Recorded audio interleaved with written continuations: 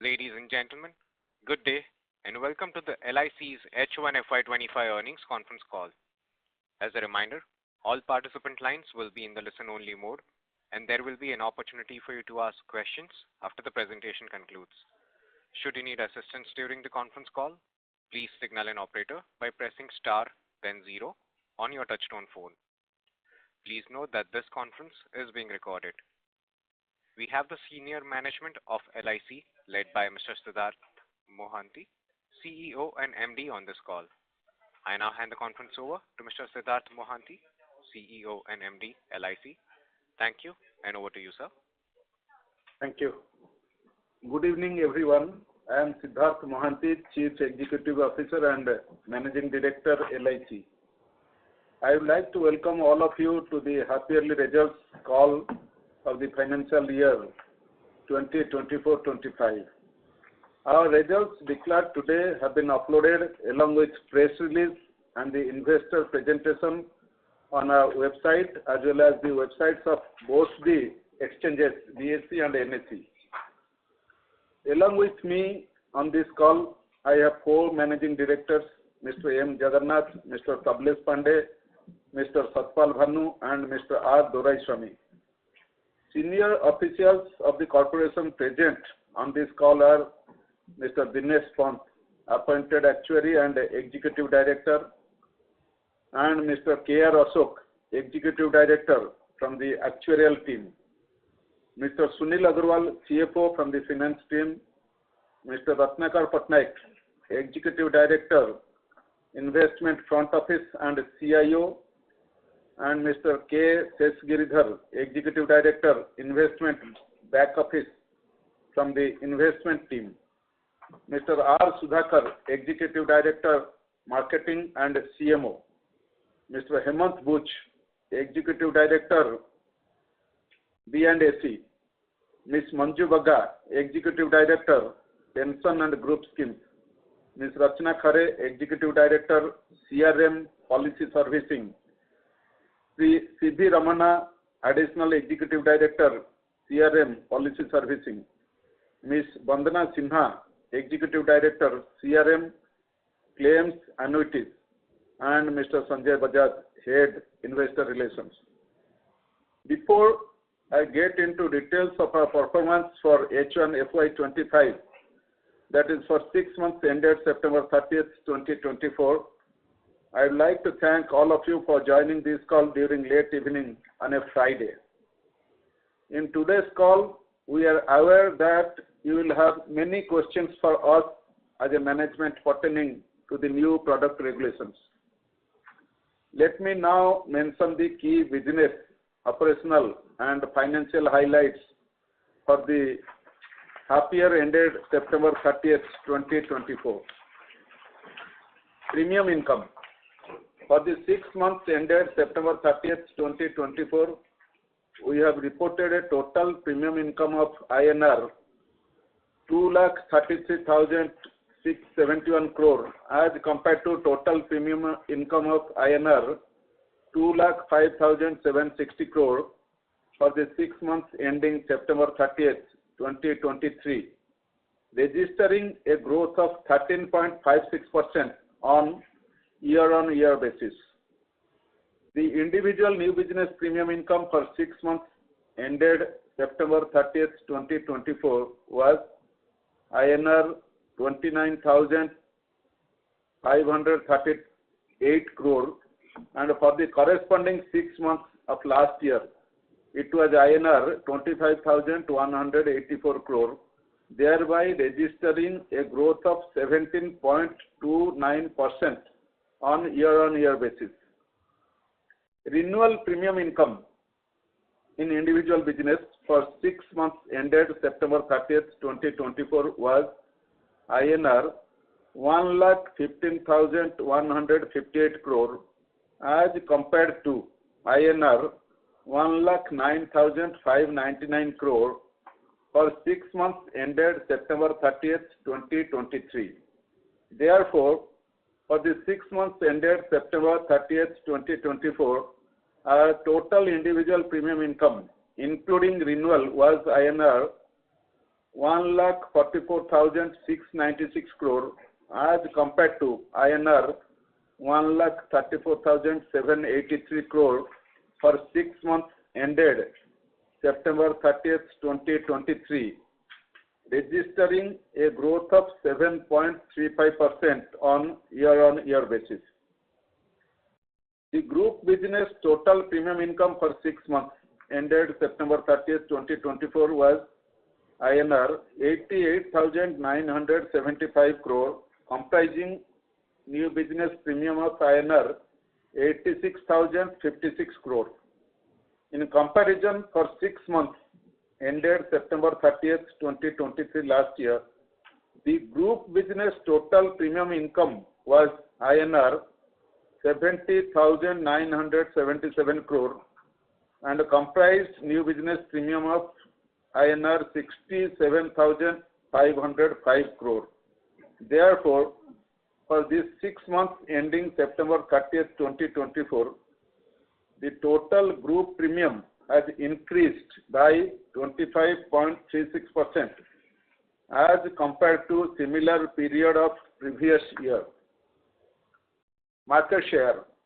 Our market share by first year premium income for 6 months ending September 30th, 2024 is 61.07% as per IRDA data, as compared to 58.50% for the similar period ended September 30th, 2023. Once again, we have reinforced our dominant position in the Indian life insurance market and continue to be the leader in both individual as well as group business segments. Now, if we bifurcate this overall market share of 61.07% into segment-wise share of individual and group business, we would have a market share of 39.79% in individual business and 74.77% in the group business for the 6 months ending September 30th, 2024.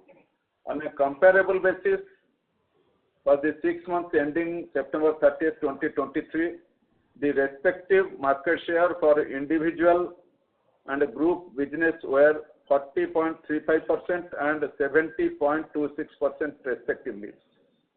At this stage, I would like to mention that for full year ended March 31st, 2024, our overall market share was 58.87%.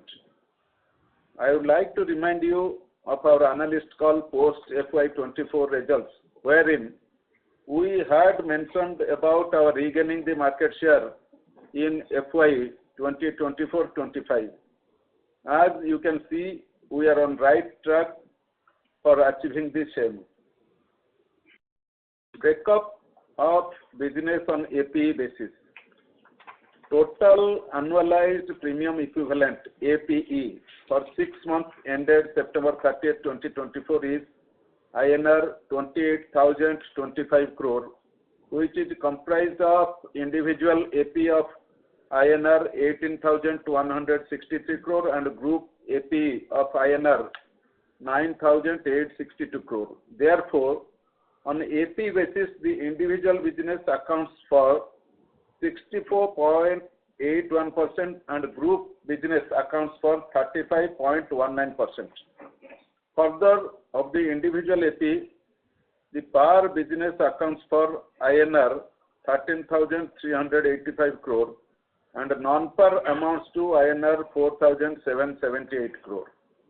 Therefore, our non-par share of individual APE is 26.31% and par is 73.69% for 6 months ended September 30th, 2024. As you may recall, for the 6-month period ending September 30th, 2023, our non-par share of total individual business based on AP stood at 10.76%. Since then, our non-par AP share has surged from INR 1,575 crore to INR 4,778 crore, increasing from 10.76% to 26.31%. This marks a significant year-on-year growth of 203.37% in non-par APE. Therefore, it is now evident that another pillar of our strategy, which is changing product mix towards non-par, is bearing fruits and has gathered significant momentum of its own. Profit after tax. The PAT for the 6 months ended September 30th, 2024 was INR 18,082 crore as compared to INR 17,469 crore for 6 months ended September 30th, 2023, registering a growth of 3.51% on year-on-year basis. VNB and VNB margins. Net VNB is INR 4,551 crore for the 6 months ended September 30th, 2024, as compared to INR 3,304 crore for the 6 months ended September 30th, 2024, registering a growth of 37.74% on year-on-year basis. Further, the net VNB margin is 16.2% for the 6 months ended September 30th, 2024, as compared to 14.6% for the 6 months ended September 30th, 2023, showing improvement by 160 basis points on a year-on-year basis. Solvency ratio. The solvency ratio as on September 30th, 2024 improved to 1.98 as against 1.90 on September 30th, 2023. Indian Embedded Value, IEV. The IEV is, as on September 30th, 2024, has been determined as INR 8,21,716 crore as compared to INR 6,62,605 crore as on September 30th, 2023. Therefore, IEV has registered an increase of 24.01% on year-on-year basis. Asset under management. The AUM as on September 30th, 2024 was INR 55,39,516 crore as compared to INR 47,43,389 crore as on September 30th, 2023. Therefore, our AUM has registered a growth of 16.78% on year-on-year basis. Product mix and new product launches. During the first 6 months period of FY25, we have launched 4 new non-par products on August 6, 2024, namely LIC's Yuva Term, LIC's Digi Term, LIC's Yuva Credit Life, and LIC's Digi Credit Life. As you may be aware, starting from October 1st, 2024, we have launched products in compliance with the IRDAI Insurance Products Regulation 2024 and the IRDAI Master Circular on Life Insurance Products, which are available on our website. Further, we have made a total of 32 products, including Pradhan Mantri Jeevan Jyoti Bima Yojana, available for new business, including 19 individual products, 7 group products, 5 individual riders, and 1 group rider. On October 7th, 2024, we launched LIC's Single Premium Group Micro Term Insurance Plan. And on October 14th, 2024, we launched 2 new individual non-par products, namely LIC's Nivesh Plus and LIC's Bima Jyoti. As of today, we offer a total of 35 products including Pradhan Mantri Jeevan Jyoti Bima Yojana, which include 21 individual products, 8 group products, 5 individual riders, and 1 group rider. Number of policies sold. During the 6 months ended September 30th, 2024, we sold 91,70,420 new policies as compared to 80,60,725 new policies in 6 months ended September 30th, 2023, registering a growth of 13.77% over the corresponding period of last year. Agency workforce. As on September 30th, 2024, the total number of agents was 14,39,658 as compared to 13,45,891 as on September 30th, 2023. The market share by number of agents as on September 30th, 2024 stands at 47.56% as against 49.35% for September 30th, 2023. On number of policies sold basis, the agency force sold 89,21,078 policies during the 6 months ended September 30th, 2024 as compared to 77,68,037 policies during the corresponding period of last year, registering an increase of 14.84%. Further, approximately 97% of our policies in the 6 months ended September 30th, 2024 were sold by our agency force. Even on premium basis, a little over 95% of new business premium came from our agency channel in the first 6 months of current financial year.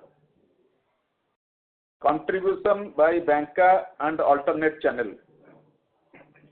The Banca channel collected new business premium income of INR 854.23 crore for the 6 months ended September 30th, 2024, and for the corresponding 6 months of last year, it was INR 648.24 crore, thereby registering a growth of 31.78% on year-on-year basis. Further, the alternate channel collected new business premium of INR 353.31 crore for the 6 months ended September 30th, 2024 as compared to INR 275.64 crore for 6 months ended September 30th, 2023, registering a growth of 28.18% on year-on-year basis. Therefore, for the 6 months ended September 30th, 2024, total new business premium collected by Banca and alternate channel was INR 1,207.54 crore, which was INR 923.88 crore for the 6 months ended September 30th, 2023, registering a growth of 30.7% on a year-on-year basis. With this, the share of Banca and alternate channel by new business premium has increased to 4.09% for the 6 months ended September 30th, 2024 as compared to 3.67% for similar period last year. Further, the B&AC channel sold 2,45,124 policies for the 6 months ended September 30th, 2024 as against 2,89,753 policies for 6 months ended September 30th, 2023, registering a decline of 15.4% on year-on-year basis. If you look at the contribution of purely Banca channel, it contributes 71% of new business premium to Banca and alternate channel. Our overall expense ratio. For the 6 months ended September 30th, 2024, the overall expense ratio was 12.74% as compared to 15.14% for the first 6 months of last year. You will observe that there is a decrease of 240 basis points on year-on-year basis. Persistency. On premium basis, the persistency for 13th, 25th, 37th, 49th and 61st month up to 6 months ended September 30th, 2024 stands at 77.62%, 72.24%, 67.24%, 66.33% and 61.46% respectively, as compared to 78.49%, 71.99%, 70.16%, 64.57% and 62.53% respectively up to the 6 months ended September 30th, 2023. On number of policies basis, the persistency for 13th, 25th, 37th, 49th and 61st month up to the 6 months ended September 30th, 2024 stands at 67.23%, 59.73%, 54.06%, 53.84% and 48.92% respectively, as compared to 66.80%, 58.79%, 57.61%, 51.73% and 50.35% respectively up to the 6 months ended September 30th, 2023. Therefore, while we make efforts to improve persistency across cohorts during these first 6 months of this financial year, we have seen improvement in persistency on premium basis for the 25th and 49th month, and on policy basis improvement is seen for the 13th, 25th and 49th month. Operational efficiency and digital progress. In our digital initiative through the agent-assisted Ananda app, we have completed 7,23,281 policies through this app during the 6 months ended September 30th, 2024, as compared to 5,33,393 policies for the period ending 30th September 2023, thereby registering a growth of 35.6% on year-on-year basis. There is a growth of 32.36% in the number of active agents in Ananda app for 6 months ended September 30th, 2024. Claims. On the individual claims front, during 6 months ended September 30th, 2024, we have processed 89,70,019 number of claims, which includes 85,55,689 maturity and survival benefit claims. On an amount basis, during first 6 months ended September 30th, 2024, the total maturity claim were INR 94,531 crore and the total death claims were INR 11,645 crores. On a comparable basis, for first 6 months of last year ended September 30th, 2023, the maturity claims were INR 78,984 crore and the death claims were 10,826 crore. Therefore, the death claims are higher by 7.57% and the maturity claims are higher by 19.68% on a year-on-year basis.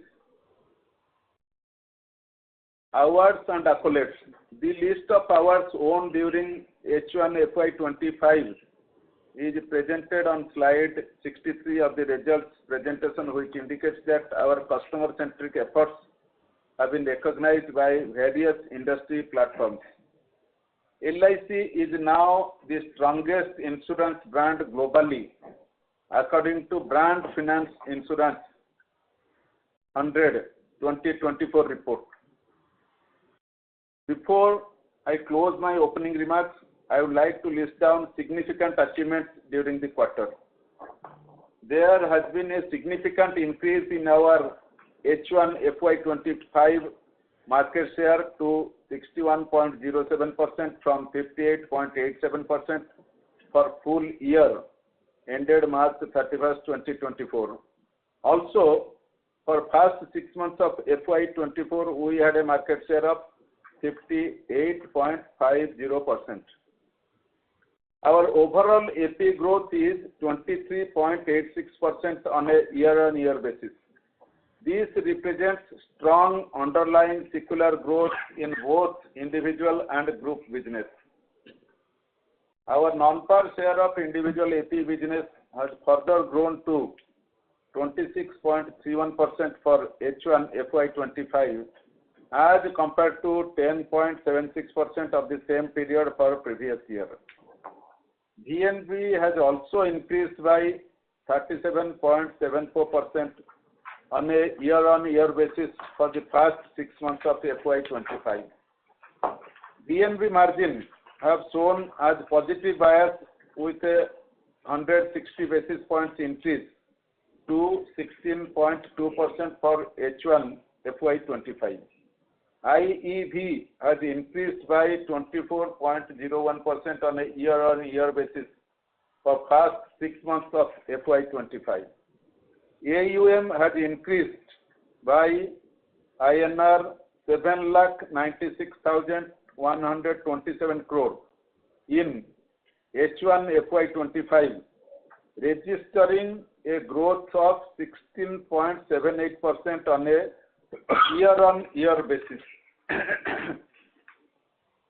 While maintaining growth in all parameters, we have kept a focus on costs, and as you can see, the overall expense ratio is down by 240 basis points to 12.74% in H1 FY25. Our agency growing in numbers and now stands at 14.4 lakh as at the end of H1 FY25, increasing by approximately 7% year on year.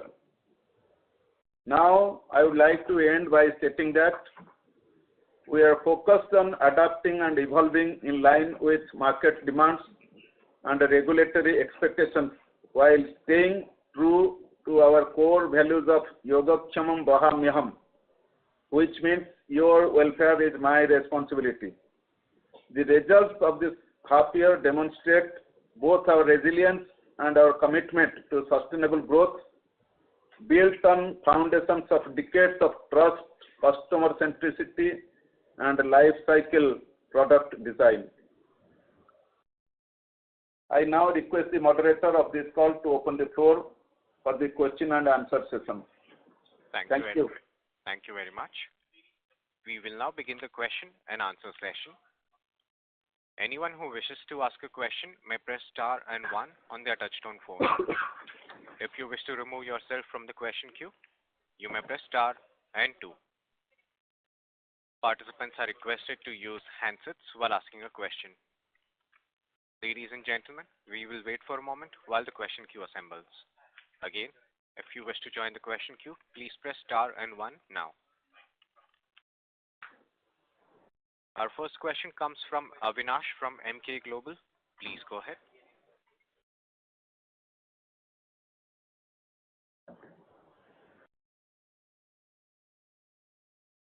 Avinash, your line is unmuted. Please proceed with your question.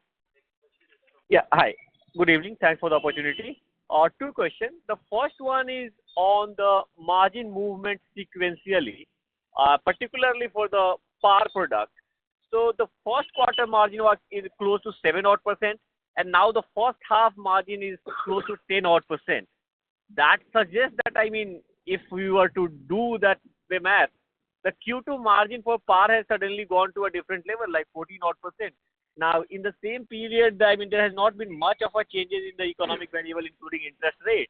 What had changed, I mean, that is kind of a leading to such volatility in the PAR product margin, where margin is supposed to be more stable.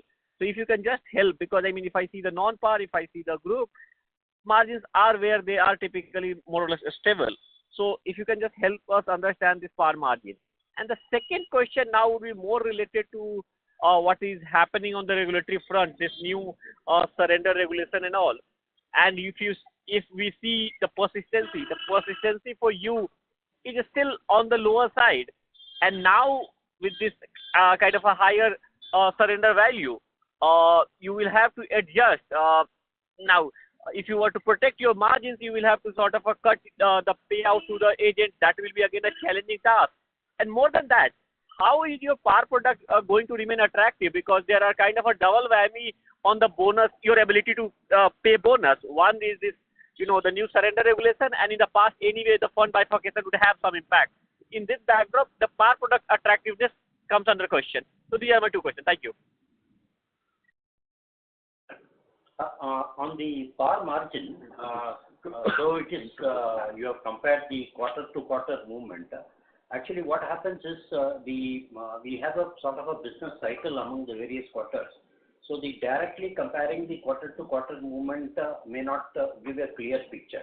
However, since you have asked, let me throw some light on why the PAR margins have moved up during this quarter.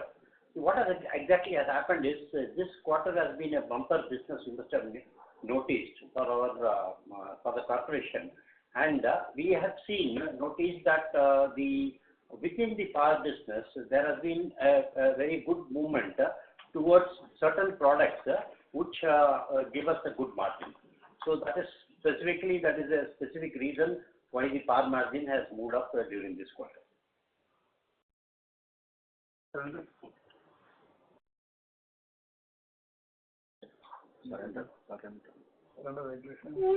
Yeah. And the second question that is around, As far as the second part of your question, which was on surrender factor, you would appreciate that when this regulation has come, prior to this, we had some 64 products. In a calibrated approach, we have launched only 32 products in the first tranche, and now some more products being launched in October 31st. While doing this, we have looked into various aspects.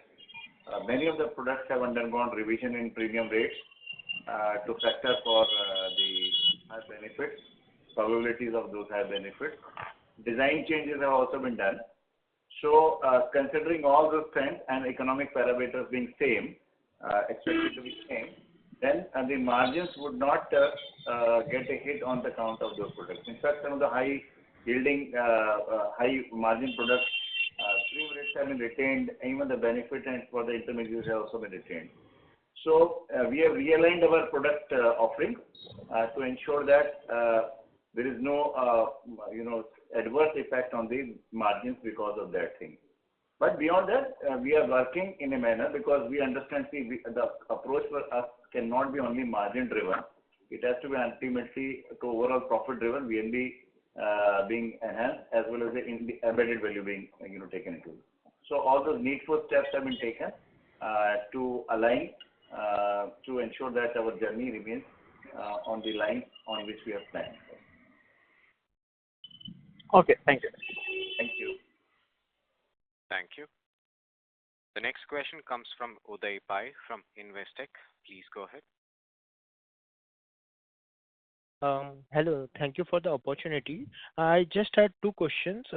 Firstly, since your non-par share has increased materially, can you share some light on your hedging strategy? And your peers have seen some margin impact due to yield curve movement. So how are you hedged on that? Some light on that. And secondly, your number of policy for the month of October that was released today by LI Council has reduced significantly. So is that the new product filing delays or something like that? Can you give some color on that as well. Thank you. See, as far as non-par hedging strategy is there, we have all the policies and procedures and the systems in place, and very soon we'll be into the context for this hedging purpose also. Yes, the interest rate movement is something to be essentially looked into whenever the hedging strategy is being worked out, and the interest rate in pricing as well will have to be dependent upon the available investment opportunity, hedging opportunities. So that will take care of second part of the question. October number of calls. Yeah. As far as October NOP is concerned, we will have to see. We are conscious that some of the parameters of the important issues for us has been like ensuring persistency. So we have rejigged into some of the products. Last year also that we had done some of the products which were selling in good numbers, but where the persistency was a challenge, we had withdrawn them. In the new product offerings also, we have revisited the minimum sum assured levels which were there, where we found challenges in terms of persistency.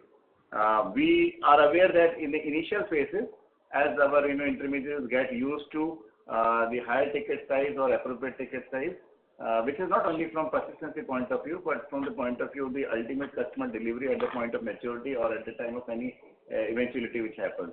So initially, we were aware and we were aware that in this month there could be an impact, but we are confident that going forward, like the strategy we adopted for non-par, this will become the norm and we'll pick up on this. Sure, sir. That's it from my side. Thank you. Thank you. Thank you. The next question comes from Supratim Datta from Ambit. Please go ahead. Thanks a lot. My first question is on the hedging strategy. Now you indicated that the processes and systems are in place, but when could we see that the mechanism you entering that market? If you could give us some timeline, that would be helpful. And two, the other thing that I wanted to understand on this part is now once you have that mechanism in place, how would that increase your competitiveness with some of the private peers when it comes to yields on the non-par side? If you could give some color on that, could you give higher interest rates or you remain at the current IRR level? If you could give some color on that, that would be helpful. Now, again, trying to understand this, the second question is, on the September, there was a big jump in, growth in September that we saw. Was that a result of, some pull forward in demand, because from 1st October, the surrender value was changing, surrender value regulation was changing. So, if you could give us some color on that. And lastly, when I look at your VNB movement, you addressed it in previous participant's question on this regard, but just wanted to understand in a bit more detail. So when I look at the VNB walk, your operating assumptions have turned slightly positive as compared to being negative in the first quarter, while your economic assumptions, have been, more had a larger negative impact. So just wanted to understand that is the operating assumption improvement only due to operating leverage because the growth was very strong, or is there something else also at play here? Thank you. Yeah, I'll take that VNB movement question first. As regards to the VNB movement, you must have observed that the business mix is the leading contributor to a good improvement in the VNB margins. And the level of improvement is to the extent of 4.3% due to improvement in the business mix. The non-par businesses has grown. A considerable proportion has improved in the half year. That is, it has moved from in the individual business, it has moved from 7.6% to 18.2%, and overall, it has the proportion has moved from 4.9% to 11.8%. Actually, this increased because our if you look at the proportion of non-par business, within the non-par business, we are strong in the savings product, and therefore this has increased the helped us to increase the margin by 4.3%. The negative movement due to economic assumption is due to the fall in RFR across all tenors, and that has contributed to the negative movement of 2.9%. And there is a small positive of 0.2%, which is we normally what we do is based on the experience analysis. We try to have a outlook on the expected outlook on the future experience, and we realign the assumptions. And we have observed that the term plans mortality is showing a improvement, and that has been factored in it. Got it. As far as the hedging issue that you mentioned about, see, typically hedging would not help improve or make the product competitive. It only largely allows you to have better certainty when you are pricing the product. The competitiveness of product will depend upon eventual, available opportunities in the investment market, and in order to ensure they are in line with the profitability margins. That is the reason that products will be continuously reviewed in line with the. In fact, there are limitations of the capacity in the hedging market. That is one issue that will have to be seen when we get into it. But as of now, our volume of business in non-par, though we have shown tremendous growth, is not that alarming that hedging becomes very imminent or unavoidable situation for us. But as we already have all policies and systems in place, and as we have now picked up significantly on the non-par side, we are ready for getting into these arrangements so that greater certainty is there about pricing of these products.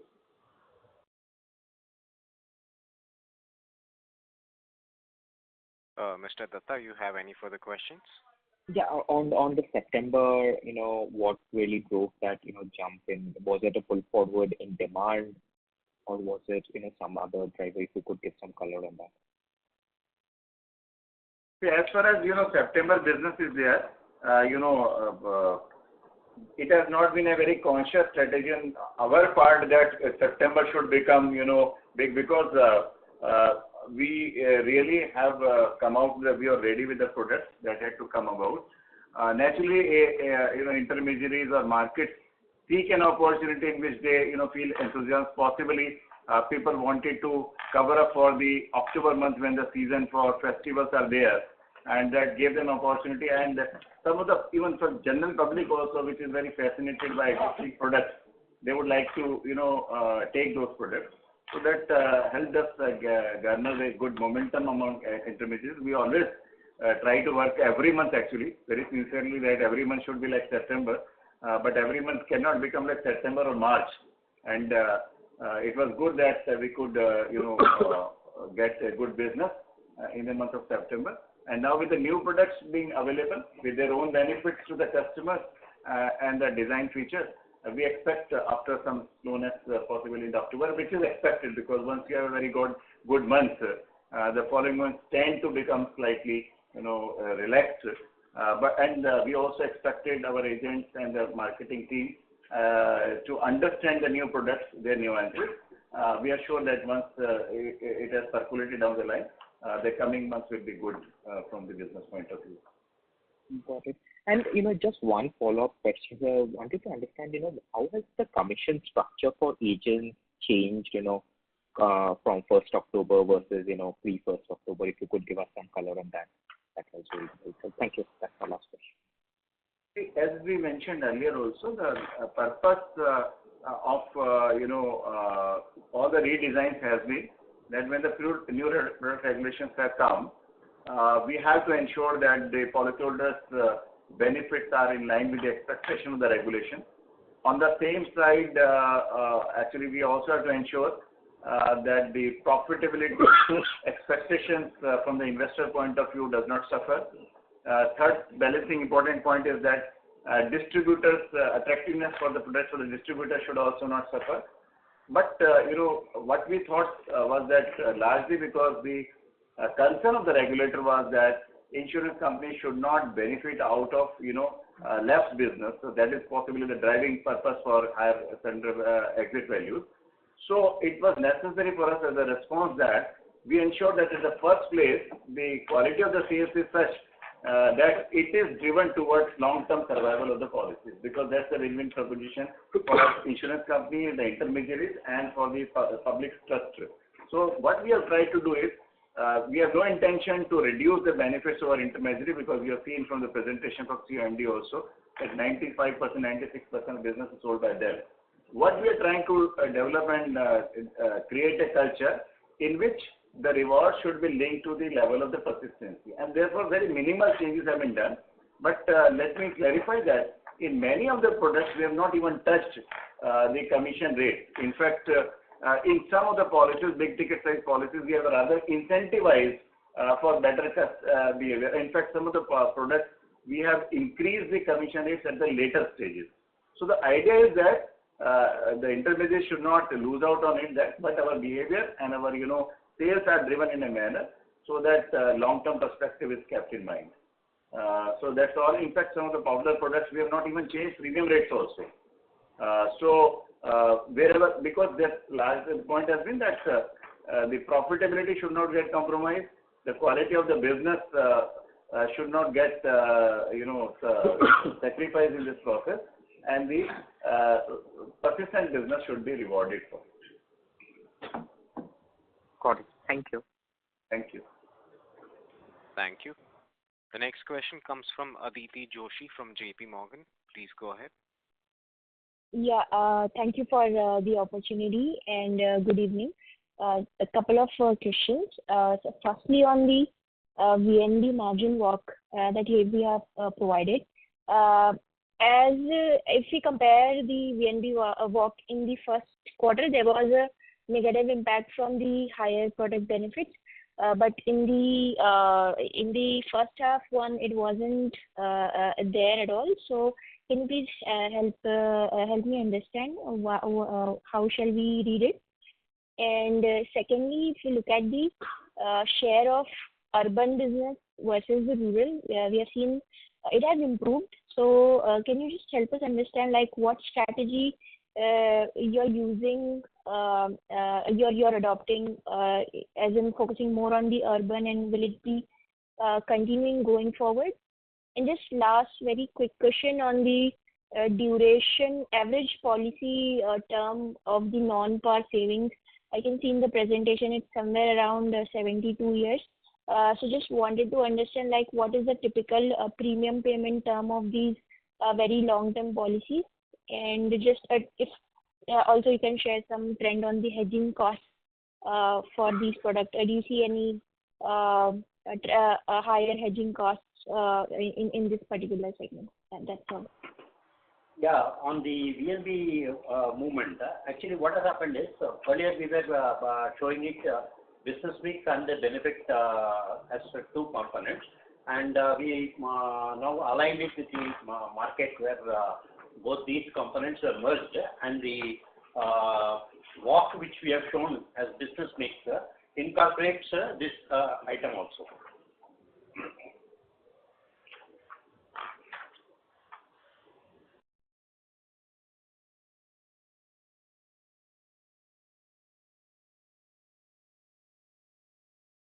Yeah, and I had a couple of questions more, so if you are able to address that as well. Something about the term of non-par is higher.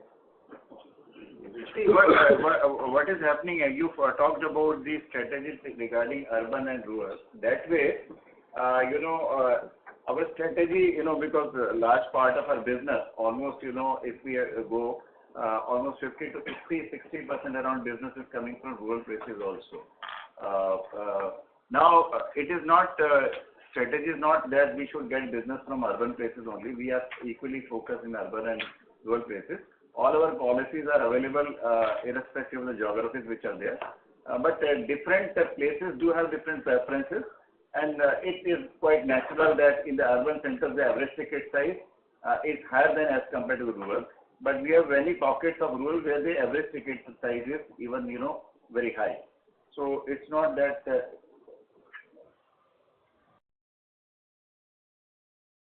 Right. And second was about the duration. Possibly that is getting reflected because some of the very large sales are happening on the side of annuities. In recently, we have reduced the minimum entry age for annuity. Earlier it used to be 35-30. Now we have even allowed from age at entry from 18 years there. Also in our very popular products in non-par segment, which they are whole life policies.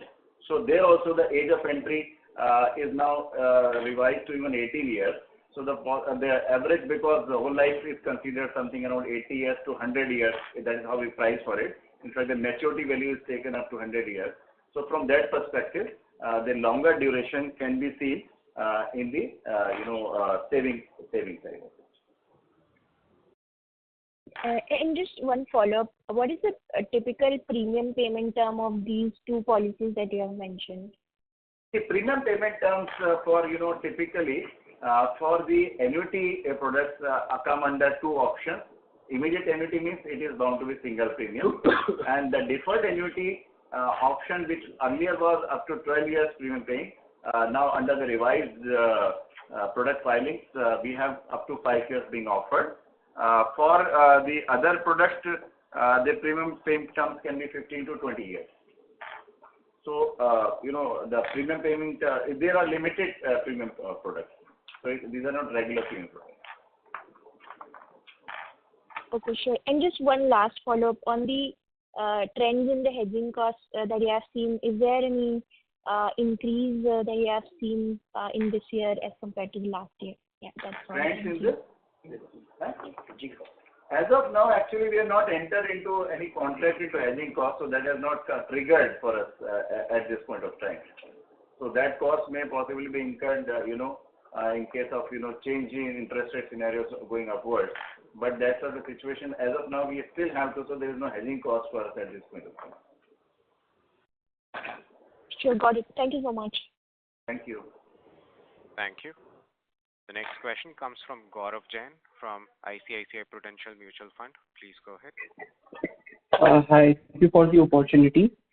First of all, congratulations to the team for such encouraging set of results. Few questions from my side, sir. First is on par margins, a follow-up. So should we expect this 10.1% VNB margin for par to continue, or was there something exceptional this quarter and going forward we should expect a little lower number? Second, on product mix. So we are seeing very encouraging shift towards non-par in the individual AP. It is now at upwards of 26%.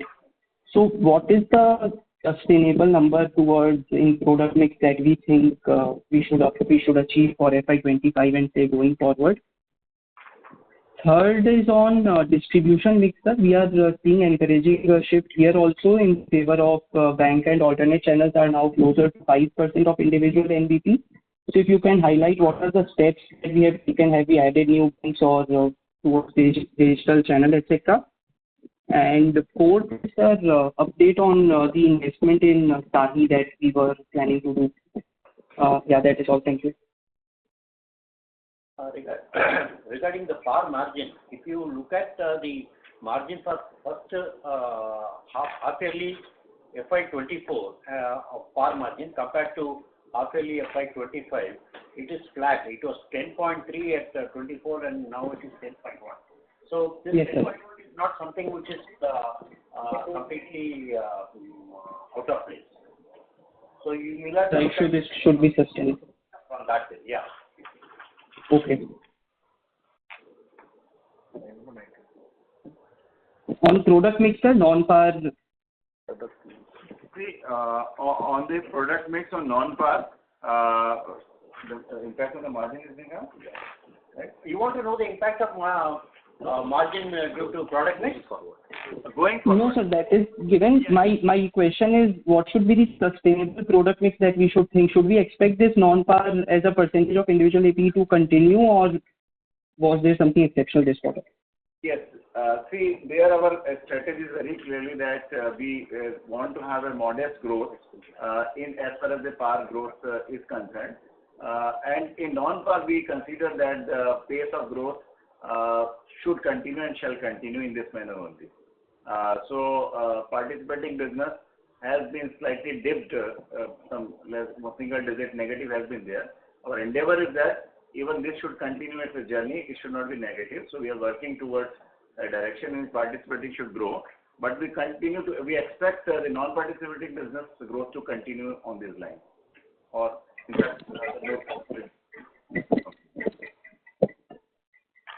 Okay, great, sir. Third question was on distribution mix, sir. We have seen bank and alternate channel share increasing. So what steps have we taken and yeah.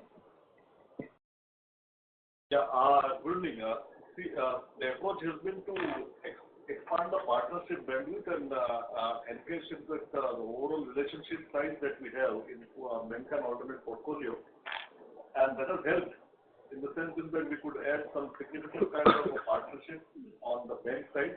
And to be precise, we have added two major banks during the first 6 months. One being IDFC first and second being Canara, which has started in fact delivering in terms of volume. And at the same time, we have also started leveraging in the form of engaging more with the alternate side, that is through insurance marketing firms as well as the broker side.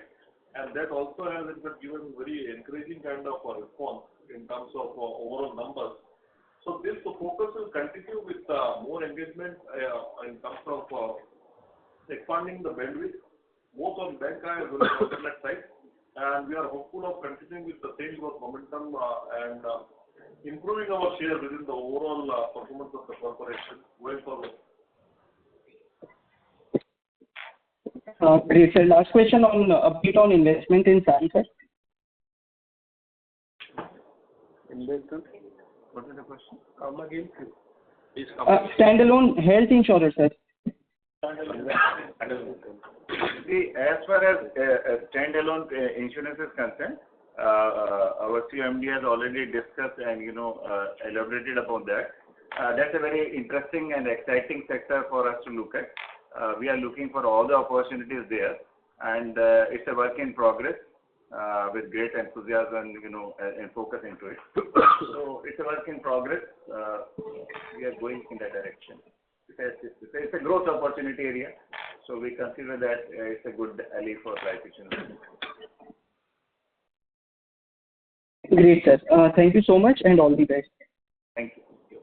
Thank you. The next question comes from Prayesh Jain from Motilal Oswal. Please go ahead. Hi everyone.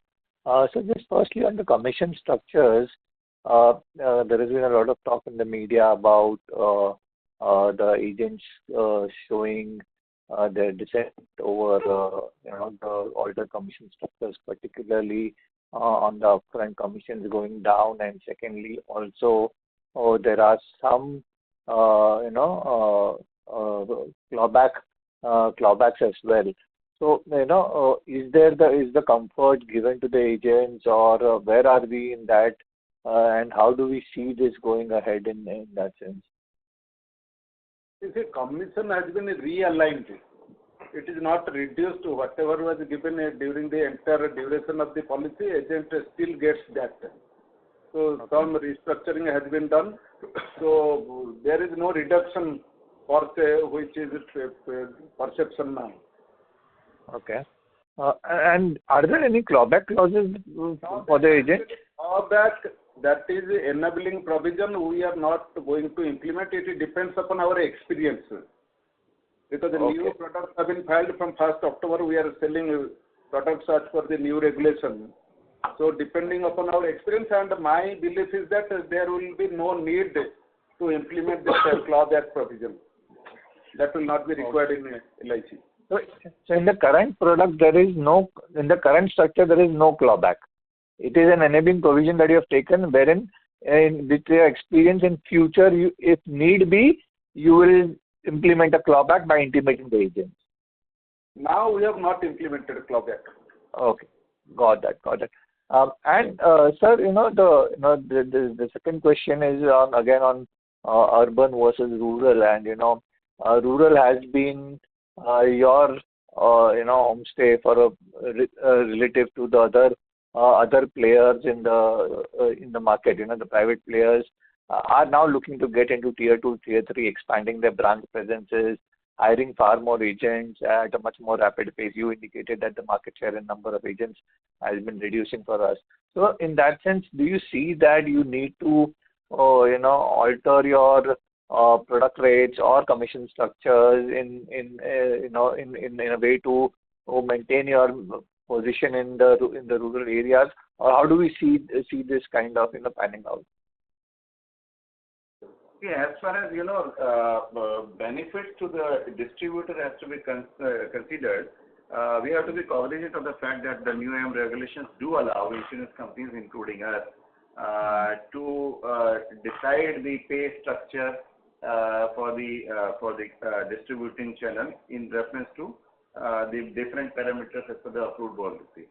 Commission is one of the basic benefits which flow to the distribution channel. There are many other things like rewards, the membership benefits, different club membership, depending on their performance level. All those criteria are there. So we are open to have the benefit structures. Not necessarily commission is decided in a manner because it becomes fixed and guaranteed as a part of the pricing of the product. But depending on our experience as it emerges, we can introduce rewards and benefits for the intermediaries to encourage the movement and the business to be driven in the areas which is beneficial for having a wider spread, being value for the customers, like if we have to go for the silver segments, or for the policy points or model points where the profitability is high. So that option remains open, and we do exercise that option often. So let's not take that commission is the only thing which is paid to the intermediaries. Depending upon the requirements of the institution as well as for the quality of the business, different benefits. In fact, LIC offers its agents long-term benefits like gratuity, sort of pension, group insurance scheme, and many other club member benefits, including many other benefits are available to them, which is linked to their performance on the parameters which organization sets for the performance level. Got that. And thirdly, also on the SAHI, on the health insurance, unless so is it clear that unless the composite license comes through, you cannot acquire stake in any SAHI, right? The composite license has to come through for you to take stake in a standalone health insurance company, right? It has nothing to do with the composite license. Okay. We want to buy some stake in standalone health insurance company. Okay. So that can be without a composite license. Okay. So would there be some restriction on acquiring a certain amount of stake? There is no such restriction. As of now, there is no such restriction, but our investment regulation, it has its restriction. So within that, we have to operate. Okay. Got that, sir. And yeah, that would be it. Thank you so much, sir. Thank you. Thank you. The next question comes from Dipanjan Ghosh from Citi. Please go ahead. So just a few questions from my side. Firstly, when I look at your persistency ratios, be it for 2Q or 1H, across few buckets, we are seeing deterioration. So just wanted to, and especially in the early buckets, 13 months, for example, in 2Q is meaningfully down. So just wanted to understand, is it more of a function of mix change towards a little bit of higher ULIP? Or if you can give some color on the product level persistency, how you are seeing that evolving, let's say, over the past few quarters. Second question is more on the embedded value. I know that you don't give the breakup for the first half, but if you can at least give some color on whether the operating variance would be positive on a YY basis or up, and also if correct me if I'm wrong, but has the unwinding rate gone down a little bit, and if so, is there a change in the real world excess return that you're assuming? The third question is on the investment mix in the non-par. Given that the mark-to-market movements have been quite sharp, what would be the investment mix in your non-par book currently? And the last question is going back to the surrender charge circular. See, the way I see it is, this current circular on the backdrop of your persistency ratios basically mean that there is a certain amount of drag that should come in, everything else remaining constant. Now, there are only few places which this drag can be absorbed, either in your own margins or as lower, as higher premiums for the customer, or maybe at the distributor level. Now, your commentary seems to be that, almost all these things will remain unchanged, or, in some cases, actually, the distributor might be well off also for certain high-ticket policies. So just wanted to get an understanding of, which of these three aspects, or where is the pain really going to get absorbed, if you can give some broad qualitative color on that. Yeah, I'll take the question on IEV operating variance. Actually, the ROEV of annualized ROEV is similar to what we have reported for half year 24, which is at close to around 11.8%. The unwinding for half year 25 is slightly a notch above what we have reported for half year 24, and it is around 9.5%.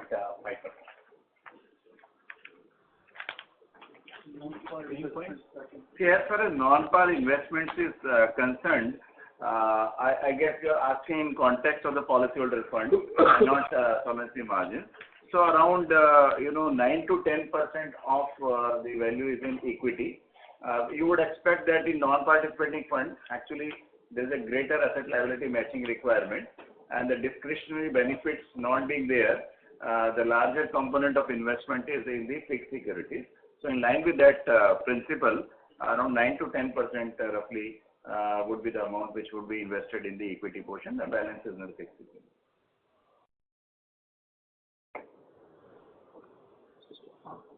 As far as persistency is concerned, I would say half of the statement is correct because you mentioned about 13-month persistency, as was clarified in the initial speech. 13th and 25th persistency from the policy context is positive as compared to the comparable period. In fact, the 25th month persistency 49th is also positive from the premium point of view.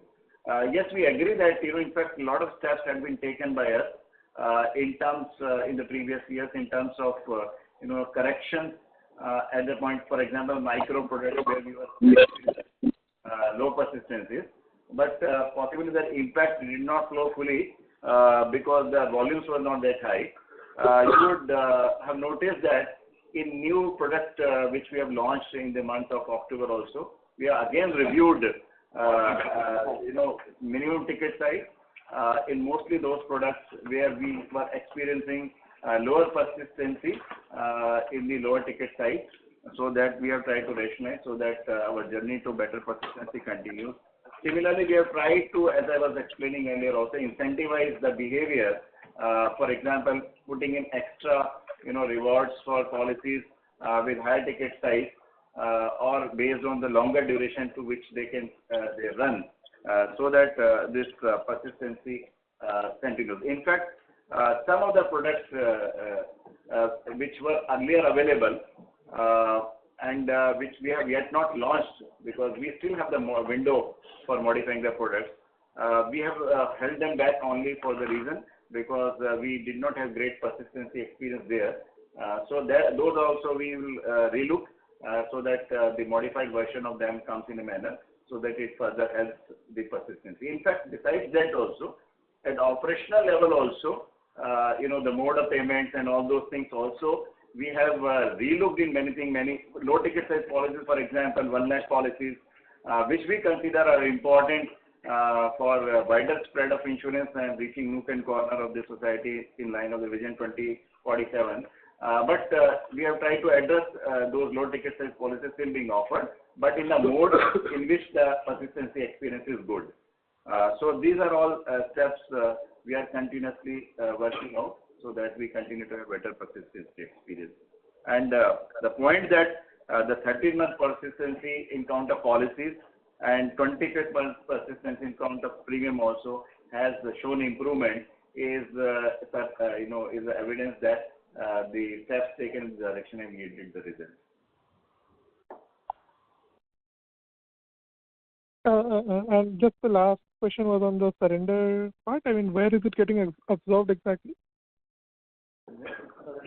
Surrender what? There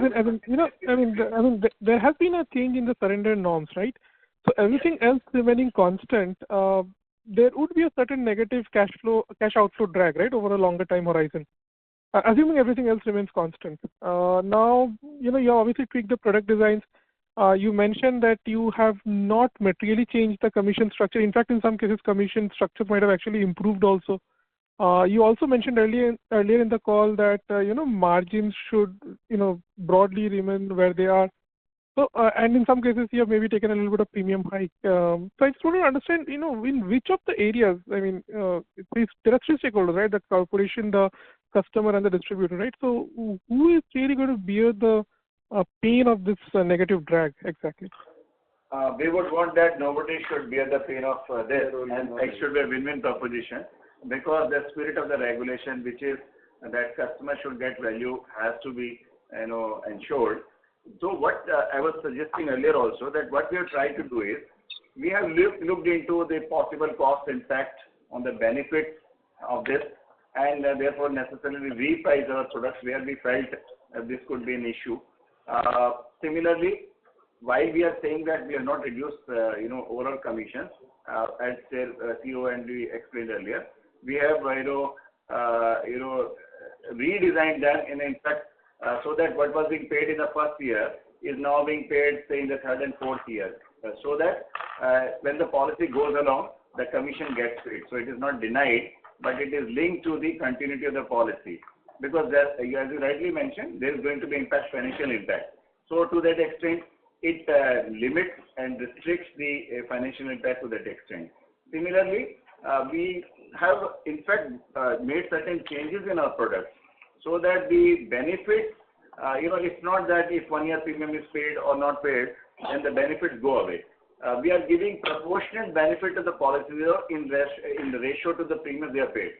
And so that the customer sees a value that even if you are not able to, for example, if you take a high ticket size policy, if you are not able to run it beyond certain number of years, you do not lose out. You continue to get proportionate benefits, and so that you get whatever things you have decided, planned for you at the maturity or in any other eventuality, in proportion to the premiums paid. So the aim is that we redesign features in a manner so that the lapsation itself should go down. Policy should continue for longer to the benefit of the customer as well as for the distributors, because it's not only about the first year commission. Let's not say, because if any distributor is or for any seller is just looking into the first year as the source for commission or income only, I think there is a basic defect in that entire business planning. It has to be seen across the long term of the policy, and we believe that with this, even the quality of the business that will come will be improved. And another thing is that while the first year expenses may go up because of the higher surrender value, it does not necessarily mean that customer will choose to surrender their policies, because still they will lose out a significant portion of the premium. So there can be a situation, and we expect a situation in which possibly the customer will see now more confidence and more liquidity being available in the product, and maybe more sales can happen.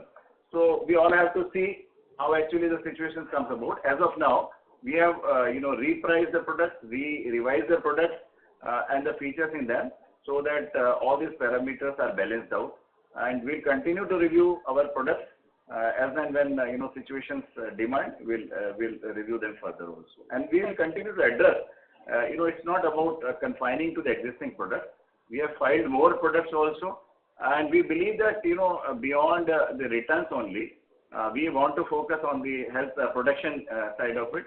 We have shown tremendous growth in ULIP products, where there's hardly any impact of these changes.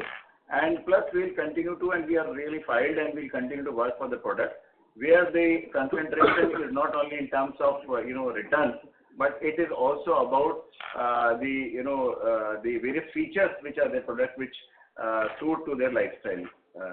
requirements. So we have to operate in the regulatory environment in which the expectation is there, and we'll try to work out for a win-win formula from there. Got it. So just one follow-up on the first answer, which is on the operating variance. I did not really understand. Did you mean that it's positive during the first month? I mean, see, operating. I'm talking about the ROEV, the return on embedded value on due to operations, and that was we have it stays flat at the same as last year. Last year it was 11.8% for the corresponding period, and currently it is staying at the same number. Sorry. Okay. Thank you, and all the best. Thank you. Thank you. Thank you. Ladies and gentlemen, as we are beyond our conference time, we'll conclude this conference. So I'll hand the conference over to Mr. Mohanty for closing comments. So thank you, friends. As we conclude our discussion for the first half of FY25, I want to express my sincere gratitude to every one of you for your continued trust, partnership, and engagement with LIC. Your insights and questions today reflect the depth of understanding of LIC's business, and I hope we have addressed them in a way that reinforces your confidence in our strategy and direction. Thank you once again for your valuable time, trust, and support. We look forward to engaging with you further in the upcoming quarters and delivering on the commitments we have shared today. Wishing you all the very best. Thank you. Thank you. On behalf of LIC, that concludes this conference. Thank you for joining us. You may now disconnect your lines.